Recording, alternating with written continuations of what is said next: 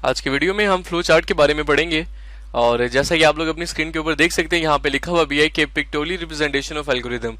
इससे पिछली जो वीडियोस हैं उनमें आप लोग एल्गोरिदम के बारे में बड़ी डिटेल में पढ़ चुके हैं और आपने एल्गोरिदम के हवाले से कुछ एग्जाम्पल्स को भी सॉल्व किया है। और आज हम यहाँ पे ये देखेंगे कि जब हमने किसी भी प्रॉब्लम को सॉल्व करना होता है तो वो प्रॉब्लम अगर हमने कंप्यूटर पे सॉल्व करनी हो तो हमें उसका कंप्यूटर प्रोग्राम बनाना पड़ता है। लेकिन हम डायरेक्टली तौर पे कभी भी एक कंप्यूटर प्रोग्राम नहीं बना सकते। सबसे पहले हमें उसका एल्गोरिदम बनाना पड़ेगा। एल्गोरिदम बनाने के बाद हमें उसी एल्गोरिदम को फ्लो चार्ट में शिफ्ट करना पड़ेगा, फ्लो चार्ट में कन्वर्ट करना पड़ेगा और उसके बाद उस फ्लो चार्ट को कन्वर्ट करना पड़ेगा हमें कंप्यूटर प्रोग्राम में। तो एल्गोरिदम के बारे में आप लोग पहले से पढ़ चुके हैं। अब हम देखते हैं कि जब कभी हम एक एल्गोरिदम बना लेते हैं तो उस एल्गोरिदम को फ्लो चार्ट में चेंज करना जरूरी क्यों होता है। एल्गोरिदम में आपने देखा था कि हमने जितनी भी प्रॉब्लम्स को सॉल्व किया था हमने स्टेप्स की फॉर्म में प्रॉब्लम को सॉल्व किया था। हम स्टेप को नंबरिंग देते थे, स्टेप 1, स्टेप 2, स्टेप 3। तो इस तरह से हम डिफरेंट स्टेप्स की फॉर्म में अपनी एल्गोरिदम में प्रॉब्लम को सॉल्व करते थे। लेकिन इसके बाद जब हम फ्लो चार्ट की बात करते हैं तो हमने वही जो स्टेप लिखी होती है एल्गोरिदम में, हम उन स्टेप्स को चेंज कर देते हैं फ्लो चार्ट में डायग्राम्स की फॉर्म में। तो फ्लो चार्ट में हम डिफरेंट डायग्राम्स का इस्तेमाल करते हैं और अब हम देखते हैं कि फ्लो चार्ट में कौन कौन सी डायग्राम्स हैं जिनका इस्तेमाल किया जा सकता है। इस टाइम आप अपनी स्क्रीन के ऊपर देख सकते हैं एक इमेज को। यहाँ पे सबसे पहले जो हमारे पास डायग्राम है उसको बोलते हैं start and symbol. Start and symbol हम इसलिए इस्तेमाल करते हैं कि जब कभी भी हमने अपने फ्लो चार्ट को स्टार्ट करना हो या खत्म करना हो तो उसके लिए हम ये डायग्राम यूज करते हैं। इसके बाद यहाँ पे आप लोग फ्लो लाइंस को देख सकते हैं। ये फ्लो लाइन क्यों यूज होती हैं? ये फ्लो लाइन हमारे डाटा को रिप्रेजेंट कर रही होती है कि हमारा डाटा किस डायरेक्शन में जा रहा है। हम इसको अप टू डाउन भी मूव कर सकते हैं, यानी कि ऊपर से नीचे भी मूव करवा सकते हैं और हम इन्हें लेफ्ट टू राइट भी मूव करवा सकते हैं। इसके बाद इनपुट आउटपुट का मतलब यह है कि एल्गोरिदम में किसी भी जगह के ऊपर अगर हमें इनपुट चाहिए हो या हमें आउटपुट चाहिए हो तो इनपुट और आउटपुट के लिए एक ही डायग्राम यूज होती है और उस डायग्राम को बोलते हैं पैरेललोग्राम बोलते हैं। इसके बाद अगर हमने अपने प्रोग्राम में अपने एल्गोरिदम में कोई फार्मूला यूज करना है, लेट सपोज मैं कहता हूं कि हमने सम फाइंड करना है और सम में आपने फार्मूला लगाया हुआ है a+b। तो जो a+b है ये प्रोसेसिंग हो रही है। तो जब कभी भी हमने अपने फ्लो चार्ट में प्रोसेसिंग को शो करना हो, प्रोसेसिंग को दिखाना हो तो उसको हम दिखा सकते हैं रेक्टेंगल का यूज करके। इसके अलावा यहाँ पे आप देख सकते हैं डिसीजन। अभी जो डिसीजन है, डिसीजन की जो डायग्राम है ये किस लिए यूज होती है? डिसीजन इस्तेमाल होता है कि जब कभी भी हमने कोई फैसला करना हो या हमने कोई कंडीशन लगानी हो। तो आपको पता है कि जब हम इफ का वर्ड इस्तेमाल करते हैं तो इफ का मतलब होता है कि हमने कोई फैसला करना होता है। अगर के बाद हम कोई कंडीशन बताते हैं, अगर ये काम हो तो तुमने ये स्टेप्स परफॉर्म करने हैं। तो किसी भी जगह के ऊपर अगर हमने कोई कंडीशन लगानी हो तो कंडीशन लगाने के लिए जो हम डायग्राम यूज करते हैं इसको डिसीजन सिंबल भी बोलते हैं और इसको हम लोग डायमंड सिंबल भी बोलते हैं। तो आज की वीडियो में आपने देखा कि फ्लो चार्ट होता क्या है और फ्लो चार्ट हम क्यों बनाते हैं और फ्लो चार्ट को बनाने के लिए हमें जिन सिंबल्स की जरूरत होती है वो सिंबल्स कौन कौन से हैं और उनका पर्पस क्या है।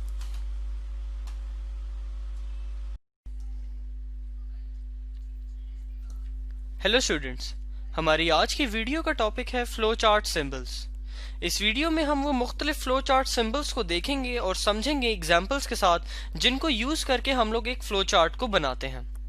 अब यहाँ पे ये जो फ्लो चार्ट सिंबल्स हैं ये बेसिकली हमारे पास कुछ स्पेशल शेप्स होती हैं, हमारे पास कुछ फिगर्स होती हैं। फॉर एग्जांपल सर्कल हो गया या स्क्वायर हो गया, रेक्टेंगल हो गया, जिनको हम अभी आगे चल के देखेंगे, जो हमारे पास फ्लो चार्ट के डिफरेंट एक्शंस को रिप्रेजेंट करने के लिए यूज होती हैं।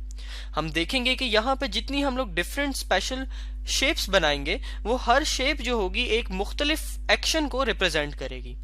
और यहाँ पे अगर इन एक्शंस की बात की जाए तो आपको हमारी पिछली वीडियो से याद होगा कि फ्लो चार्ट के अंदर 4 मेन एक्शंस होते हैं जो हम लोग परफॉर्म करते हैं, जिसमें से सबसे पहला हमारे पास होता है इनपुट का, जिसमें हम लोग इनपुट लेते हैं यूजर से। एक ये हमारे पास एक्शन हो गया, इसको रिप्रेजेंट करने के लिए हमारे पास एक अलग शेप होगी।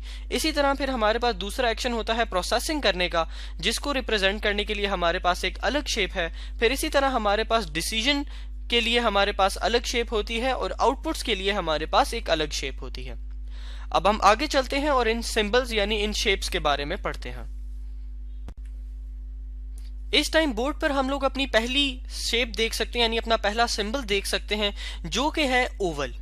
ये हमारे पास एक ओवल शेप से बनाया जाता है जो कि यूज होता है फ्लो चार्ट के शुरू होने यानी स्टार्ट होने और फ्लो चार्ट के खत्म होने यानी कि उसके एंड होने को। यानी जब भी मैं कोई फ्लो चार्ट बना रहा हूँगा और उसमें मैं अपने फ्लो चार्ट को स्टार्ट करना चाहता हूँ या एंड करना चाहता हूँ तो उसके लिए मैं ये वाली शेप ड्रॉ करूंगा अपने फ्लो चार्ट में। इसी के साथ हमारी दूसरी एक सिंबल या हमारी दूसरी शेप होती है रेक्टेंगल की, और ये हमारे पास यूज होती है प्रोसेस एक्टिविटी को रिप्रेजेंट करने के लिए। यानी अगर हमने कोई भी वर्क परफॉर्म करना है या कोई भी प्रोसेसिंग करनी है तो वो हम इस ब्लॉक के अंदर लिख के रिप्रेजेंट करते हैं। यानी फ्लो चार्ट में जहां भी हमारे पास रेक्टेंगल आएगा तो हम लोग इस बात को पहचान सकेंगे कि ये हमारे पास कोई प्रोसेसिंग हो रही है, कोई वर्क परफॉर्म हो रहा है। बिल्कुल इसी के साथ हमारे पास अगला सिंबल होता है डायमंड, यानी कि डिसीजन के लिए। ये डायमंड जो होता है हमारे पास डिसीजन के लिए होता है, यानी जब भी हमने किसी कंडीशन की बेस पर या किसी हमने एक्सप्रेशन की बेस पर कोई डिसीजन लेना है तो उसको हम इस डायमंड में लिखते हैं। इसको हम इस एग्जाम्पल के साथ समझ सकते हैं कि फॉर एग्जाम्पल हमने गाड़ी चलाकर एक पॉइंट से दूसरे पॉइंट तक जाना है, पॉइंट ए से पॉइंट बी तक जाना है, तो अब हम देखेंगे कि हमारे पास कौन से रास्ते में कम रश है, कौन सा रास्ता हमें जल्दी पहुंचा सकता है, और फिर इसकी बेस पर हम लोग अपना डिसीजन लेंगे, और उस डिसीजन को जो हम लेंगे फिर हम लोग वही वाला रास्ता चूज करेंगे। तो ये जो हमारे पास ब्लॉक होता है ये हमारे पास यूज होता है इस डिसीजन मेकिंग के लिए। फिर हमारे पास दो ही चीजें रह जाती हैं, यानी कि इनपुट्स और आउटपुट्स, और ये हमारे पास रिप्रेजेंट की जाती हैं एक पैरेललोग्राम का सिंबल यूज करके। हमने इनपुट्स के लिए भी पैरेललोग्राम को ही यूज करना होता है और आउटपुट्स के लिए भी पैरेललोग्राम ही यूज करना होता है। इसके बाद हमारा आखिरी सिंबल है जो एक एरो लाइन होती है। ये एरो लाइंस जो होती हैं ये हमारे फ्लो चार्ट का फ्लो दिखाती हैं। फ्लो से मुराद हमारी ये है कि इसका सीक्वेंस हमें बताती हैं। सीक्वेंस यानी कि हमारे पास पहला काम कौन सा होगा और उस पहले काम के बाद हमारे पास दूसरा काम कौन सा होगा, फिर तीसरा काम कौन सा होगा, और फिर इसी तरह हमारे पास एंड तक हम लोग किस तरह पहुंचते हैं। तो ये हमारे पास सीक्वेंस जो है हम लोग रिप्रेजेंट करते हैं इन एरो लाइंस की मदद से।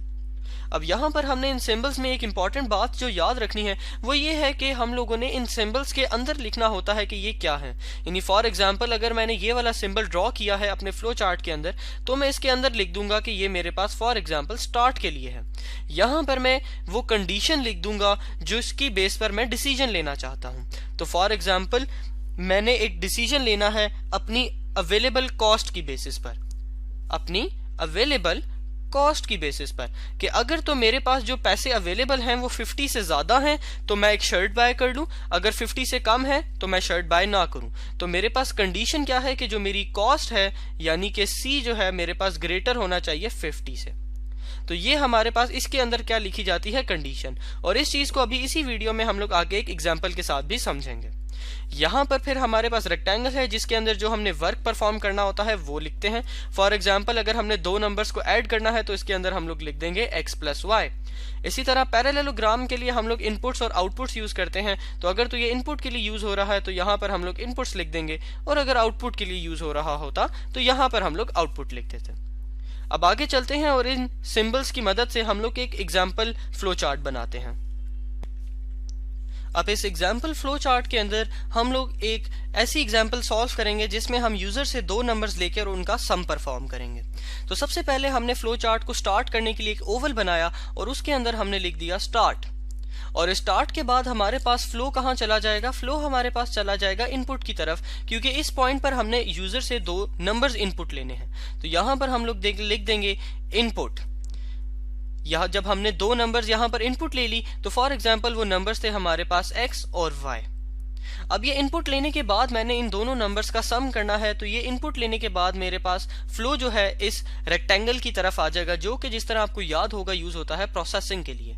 और मैंने प्रोसेसिंग क्या करनी है, इन दोनों का सम परफॉर्म करना है। तो सम परफॉर्म करने के लिए मैं यहाँ पर लिख सकता हूँ कि sum is equal to x + y, यानी दो नंबर्स को ऐड कर दिया जाए। अब ऐड करने के बाद मैं यहाँ पर एक डिसीजन लेना चाहता हूँ अपने फ्लो चार्ट के अंदर। वो डिसीजन मैं ये लेना चाहता हूँ कि अगर तो मेरा सम जो है, जो मेरा सम है वो ग्रेटर देन है 50, यानी जो दो नंबर्स हमने एंटर किए थे यूजर की मदद से, अगर वो हमारे पास उन दोनों का सम जो है ग्रेटर देन 50 है तो उस नंबर को मैं पहले प्रिंट करवाऊं, यानी एक आउटपुट मैं लिख दूं यहाँ पर। तो यहाँ पर हमारे पास आउटपुट आ गया क्योंकि हम उसको प्रिंट करवाना चाहते हैं, और जो हमने चीज आउटपुट करानी है वो है सम। तो यहाँ पर हमने सम लिख दिया। अब जब हमने सम को आउटपुट कर दिया तो अब हम अपना प्रोग्राम एंड कर देना चाहते हैं। तो यहाँ से हमने एरो लगाया एंड की तरफ, और यहाँ इस ओवल के अंदर हमने मेंशन कर दिया कि हमारा फ्लो चार्ट एंड हो गया है। अब यहाँ पर अभी तक हमारा जो फ्लो चार्ट है वो कंप्लीट नहीं हुआ, क्योंकि यहाँ पर हमने अभी डिसीजन के सिर्फ ट्रू होने की बेस पर कोई काम किया है। यानी ये हमने तब काम किया था जब हमारा ये जो कंडीशन थी ये ट्रू हो गई, यानी हमारा सम जो था अगर 50 से ग्रेटर हो तो हमारे पास ये काम हो जाए। अब मैंने ये देखना है कि अगर ये फॉल्स हो जाए तो फिर मैं क्या करूंगा। तो अगर तो ये मेरे पास फॉल्स हो जाए तो मैं कहता हूं कि अगर सम मेरे पास 50 से छोटा है तो मेरे पास ये प्रिंट ना हो, यानी आउटपुट मेरे पास ना आए, सिंपल जो मेरा फ्लो चार्ट है वो एंड हो जाए। तो इसका जो फ्लो है हम लोग यहां से पिक करेंगे और फॉल्स के केस में इसको यहां एंड की तरफ ले आएंगे, और ये जो है हमारा फ्लो चार्ट यहां पर आकर एंड हो जाएगा। तो यहां हमने देखा कि कैसे हमने अपने फ्लो चार्ट को स्टार्ट किया, फिर स्टार्ट करने के बाद हमने यूजर से इनपुट्स ली, उन इनपुट्स को हमने प्रोसेस किया, प्रोसेस के बाद हमने कोई डिसीजन लिया और डिसीजन की बेस के ऊपर हमने उसके ट्रू होने पर आउटपुट प्रोड्यूस कर दी और फॉल्स होने की बेस पर हमने आउटपुट प्रोड्यूस नहीं की और अपने फ्लो चार्ट को एंड कर दिया।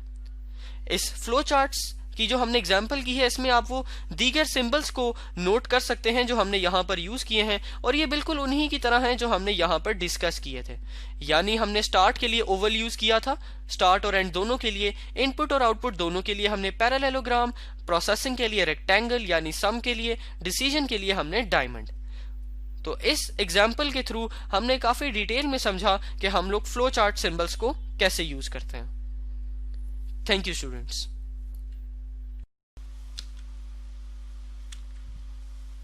आज के वीडियो में हम एडवांटेजेस ऑफ फ्लो चार्ट के बारे में पढ़ेंगे।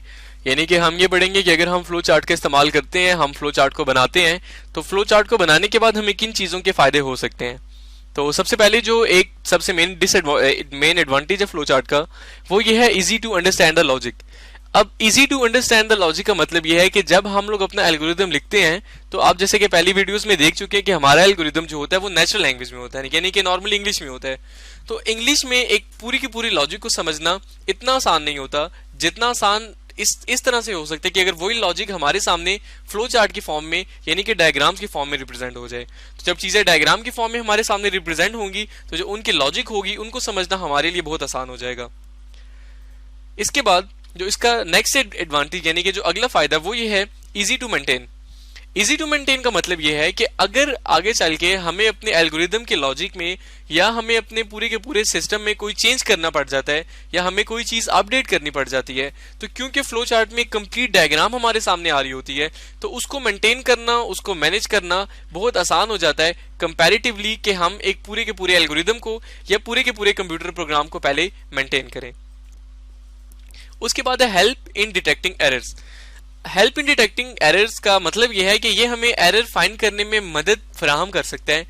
अब ये मदद किस तरह से फराहम कर सकता है? वो इस तरह से कर सकता है कि अगर हमारे प्रोग्राम में, हमारे सिस्टम में कोई एरर या कोई प्रॉब्लम आ गई है तो उसको चेक करना है कि हमारे सिस्टम में क्या प्रॉब्लम आई है, एल्गोरिदम में और प्रोग्राम में बहुत मुश्किल हो जाता है। लेकिन ये काम हम फ्लो चार्ट से बड़ी आसानी से कर सकते हैं क्योंकि फ्लो चार्ट में एक कंप्लीट सिस्टम हमारे सामने एक पिक्चर की फॉर्म में, एक डायग्राम की फॉर्म में रिप्रेजेंट हो रहा होता है, हमें नजर आ रहा होता है। इसलिए उसमें जितने भी एरर्स होते हैं या उसमें जितने भी प्रॉब्लम्स होते हैं उनको आइडेंटिफाई करना, उनको ढूंढना हमारे लिए बहुत काफी आसान हो जाता है। इसके बाद जिसका एक और एडवांटेज है वो ये है कि it helps to converting an algorithm into computer program. जब हम कंप्यूटर प्रोग्राम लिख रहे होते हैं तो उससे पहले हमने एक एल्गोरिदम भी लिखा होता है, तो एल्गोरिदम को लाजमी तौर पे हमें कंप्यूटर प्रोग्राम में चेंज करना पड़ता है। अब एल्गोरिदम को as it is computer program में चेंज करना थोड़ा सा मुश्किल होता है क्योंकि जो कंप्यूटर प्रोग्रामर्स हैं उनको उसको लॉजिक समझने में थोड़ा सा टाइम लग सकता है, थोड़ा ज्यादा टाइम लग सकता है। तो इससे बचने के लिए हम लोग क्या करते हैं, हम फ्लो चार्ट बना देते हैं। तो जैसा कि आपको पता है कि फ्लो चार्ट से लॉजिक बड़ी आसानी से समझ आ जाती है, तो अगर लॉजिक आसानी से समझ आ रही है तो उस लॉजिक को हम अपने प्रोग्राम में भी बड़ी आसानी से इंप्लीमेंट कर सकते हैं। तो आज की वीडियो में हमने फ्लो चार्ट और फ्लो चार्ट के एडवांटेजेस के बारे में देखा है और हमने ये देखा है कि कौन से मेन फ्लो चार्ट के एडवांटेजेस हैं या कौन से उसके मेन फायदे हैं जिनको मद्देनजर रखते हुए हम फ्लो चार्ट का इस्तेमाल करते हैं।